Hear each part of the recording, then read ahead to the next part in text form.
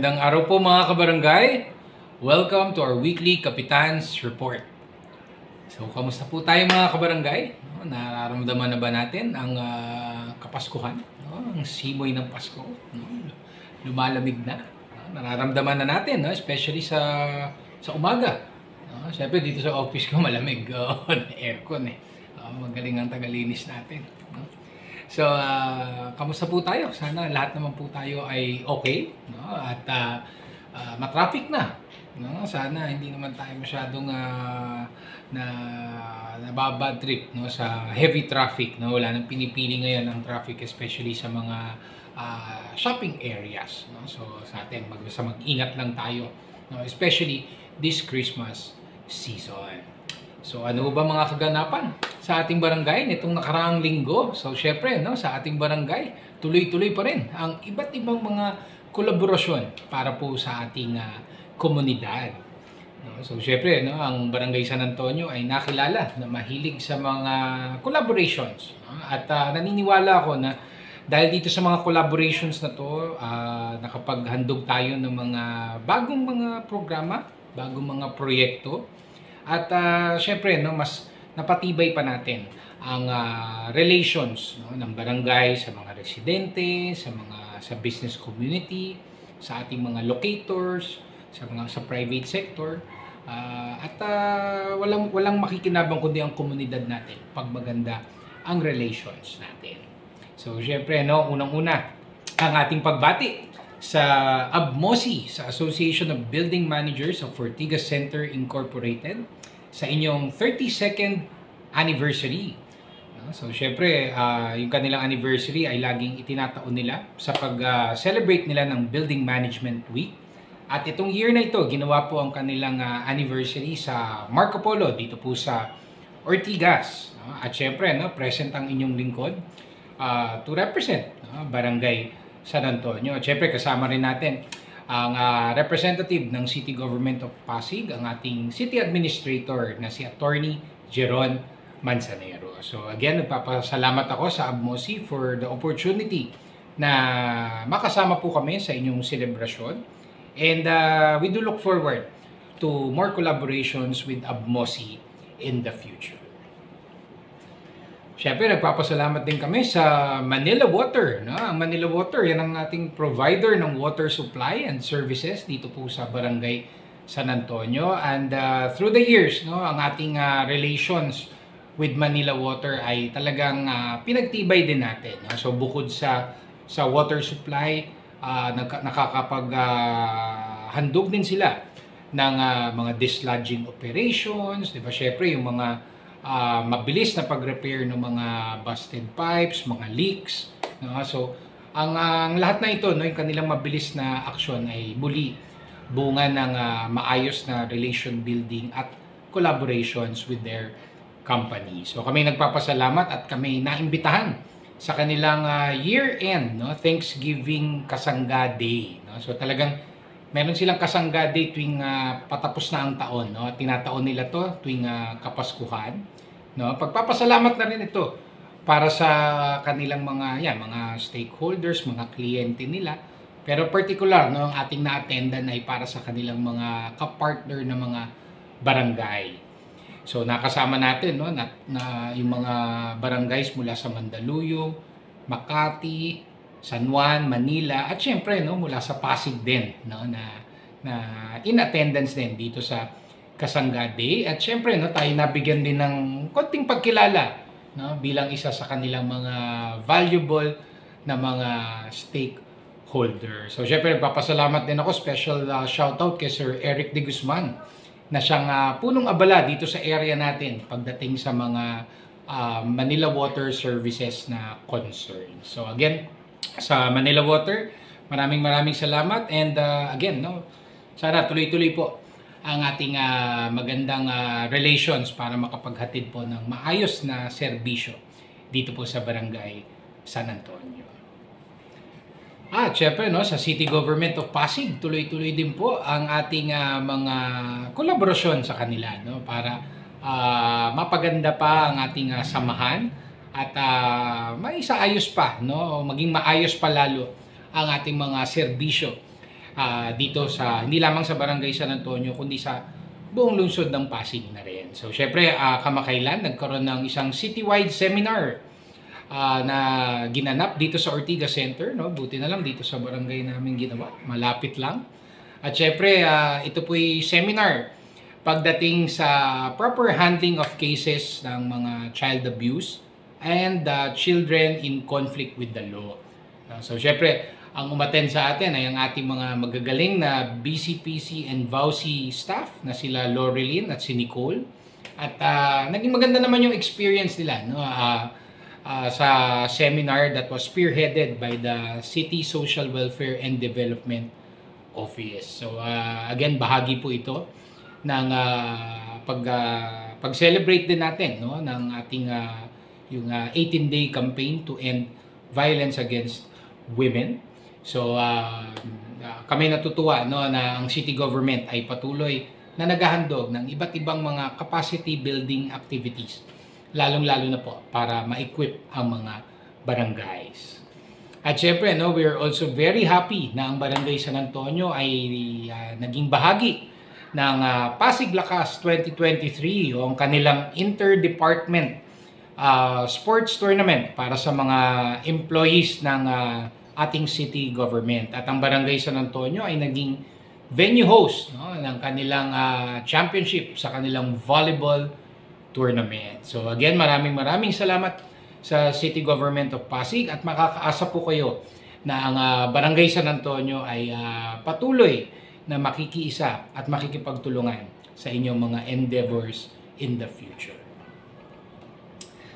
At syempre sa Barangay San Antonio, no, tuloy-tuloy din po ang ating mga regular services, no? Although syempre medyo nadidistract na tayo ng mga Christmas happenings, no? Pero syempre, no, may obligasyon po tayo sa ating komunidad. May trabaho pa rin tayong kinakailangan na gawin kahit na medyo lumilipad na rin ang ating isip, no, pagdating sa Christmas celebration. Syempre yung bakasyon, makakasama natin ang ating mga pamilya. So syempre, no, sa Barangay San Antonio, tuloy-tuloy po ang ating mga DRRM or Disaster Risk Reduction Management activities. No? Alam naman po natin kamakailan ay lumindol, no? Pagkalakas-lakas, no? So nakakatuwa na marami naman nagpa-practice nung duck cover and hold, no? Pero mas natuwa kami dun sa dami rin ng mga nag-evacuate, no? Especially yung mga office buildings, mga commercial buildings. Napakarami. No? So again, ito ay isang indikasyon na may natututunan tayo pag ginagawa natin ang mga fire drills. No? Siyempre yung mga residential buildings, baka nung time na yun, marami rin namang wala sa kanilang mga tahanan. No? Pero nakita ho natin talaga yung mga kung saan may maraming opisina, marami rin talaga ang nag-evacuate. So maraming salamat po sa inyo. No? Siyempre parang proud rin kami, no, na at least yung mga locators natin, mga stakeholders natin sa Barangay San Antonio ay handa at marunong mag-evacuate ng maayos. So syempre tuloy-tuloy din po ang ating mga fire drills, no, kamakailan ang Hanston Square, ang AIC Grande, no, nag-conduct din ng kanilang mga fire drills. So alam ko naman naghahabol din kayo ng mga permits nyo, no, with the Bureau of Fire. Pero at least motivated po kayo, no, para ma-comply natin at ma-ensayo pa rin natin ang mga disaster risk reduction management activities sa inyong mga properties. Siyempre, nagpapasalamat din po ako sa UANP na kamakailan. Binigyan din ng recognition ang ating ambulance team na naging standby medic sa kanilang recently concluded na futsal competition na ginanap po sa kanilang paaralan. So maraming salamat po sa UANP at asahan niyo po ang patuloy na pakikipagtulungan ng Barangay San Antonio sa inyong organisasyon. Siyempre, no, sa mga regular activities natin, no, tuloy-tuloy pa rin, no, ang ating mga street sweepers, ang ating garbage collectors, ang ating weekly cleanup drive, tuloy-tuloy pa rin po yan. Siyempre sa ating Treasury and Finance, ang ating clearance section, no, continuous pa rin ang ating pag-release ng mga barangay clearances for personal purposes. Meron din mga nag-update na ng kanilang mga business clearances, no? Dahil syempre alam naman natin preparing na sila for the renewal next year, no? Syempre, yung first working day ng 2024, simula na rin po yan ng renewal ng barangay business clearance. No? Syempre, ang ating health facility, ang ating health center, no? Marami rin pasyente. No? Siguro kasi, di ba, yung mga kumakalat ulit na mga sakit, no? Alam naman, nagpalit nga klima. Sabi ko sa inyo kanina, malamig na nga. So, syempre, ang katumbas niyan, no, pag-ubo, di ba, may sisipunin. So, syempre, ang ating mga health center staff naman ay are always ready, no, to serve you. And syempre, no, ang security, no, ang ating barangay security, syempre, ngayong Christmas season, dumadami po talaga ang mga security concerns. Panahon po ng mga kawatan ito, no, ng mga masasamang elemento. So, nananawagan din po kami sa ating mga kabarangay, no? Let's be more vigilant, no? Let's work hand in hand, no? Especially mga locators natin na mga may security guards, no? Kayo ang first responders, no? So, sa inyong tindahan, no? Ang laki-laki ng ating barangay, 70 hectares po ito, and hindi ho lahat yan ay kaagad, no, ating matutugunan, lalo na kung may responde ding isa. So kami nakikiusap at humihingi ng inyong pag-unawa, at inihiling din namin po ang inyong vigilance din sa inyong mga bakuran, no, para by the time na dumating ang ating barangay security force, no, kahit papaano nagawa nyo na rin yung mga necessary measures, no, para matiyak ang kaligtasan din po sa inyong mga lugar. So, maging maingat lamang po ang lahat. No? Alam naman natin, ito yung panahon ng mga abusado at gayon din mga nananamantala. So, walang namang masama na mag-ingat po tayo at patuloy na makipag-ugnayan sa ating barangay. And ilang announcements lamang po, no, mga kabarangay. So, unang-una po, no, may gaganapin po tayo na isang healthcare job fair sa December 18. This is from 8 a.m. to 12 noon at dito po yung gaganapin sa ating barangay hall. So, tinatawagan po natin, no, ang mga registered nurses, no, kahit hindi taga-barangay San Antonio, taga-Pasig, kahit hindi na kayo taga-Pasig, no, open po itong aming healthcare job fair para sa mga registered nurses na gustong mag-explore ng possible job opportunities sa ibang bansa. So, sayang, maganda ho ang pagkakataon na ito para mas kumita pa tayo ng mas maayos para sa ating mga sarili at para sa ating mga pamilya. So, inaanyayahan po namin lahat, no, na sana makiisa po tayo dito sa ating healthcare job fair sa December 18. Siyempre, idagdag ko na rin ang ating mga trabaho alerts, no, na panay ang post natin sa ating social media pages. Siyempre, no, alam niyo po, ang barangay isa yan sa unang tinatakbuhan pag merong nangangailangan ng trabaho.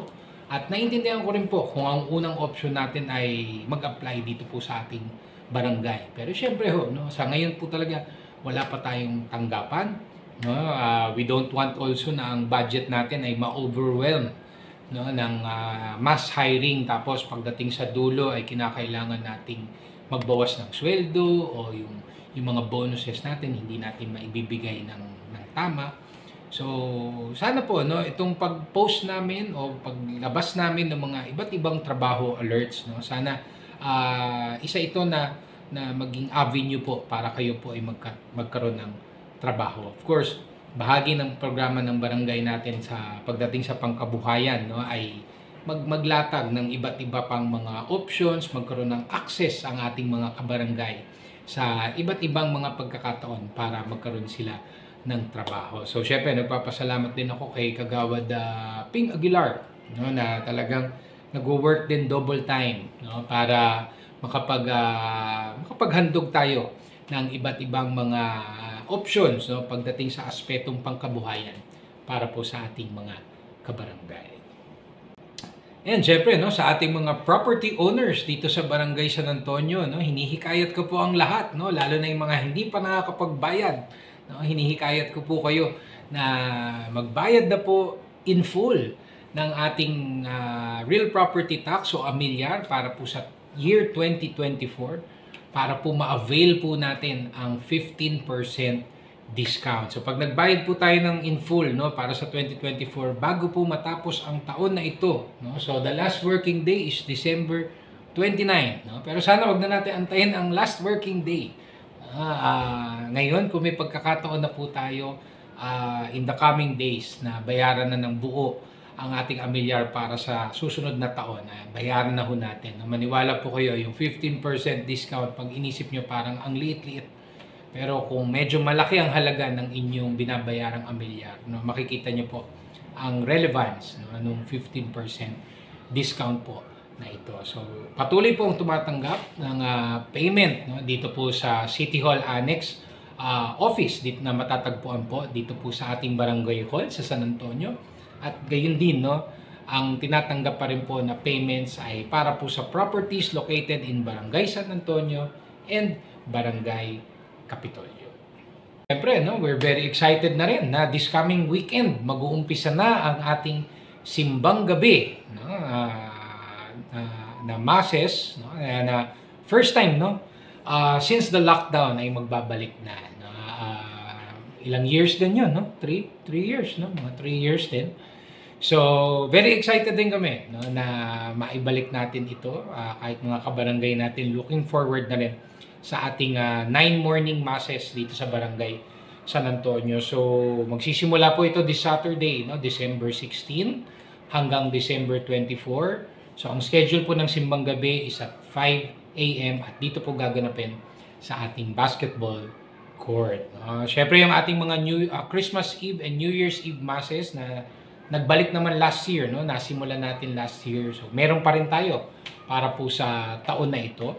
At ito po ay gaganapin naman sa ating Barangay Hall at 6 p.m. naman po. No? So December 24, December 31, Christmas and New Year's Eve masses 6 p.m. dito po sa ating basketball court. So inaanyayahan po namin ng lahat, no, para naman na makapagpasalamat din po tayo again sa taon na ito na lumipas.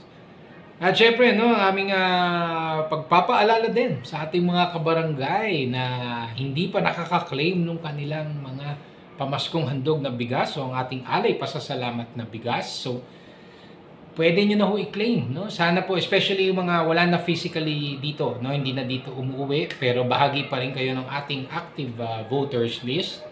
So, entitled pa rin kayo sa ating pamaskong handog na bigas. So, ang hikayat lamang po namin, ang pakiusap po namin, no? Sana wag na natin paabutin next week, no, ang pag-claim ng bigas. Sana within this week, no, ay makuha na po natin. Kasi ang inaalala ho namin, yung pag-stock ng ating bigas dito sa Barangay Hall, maaaring makompromiso naman ang kalidad, no, ng ating bigas.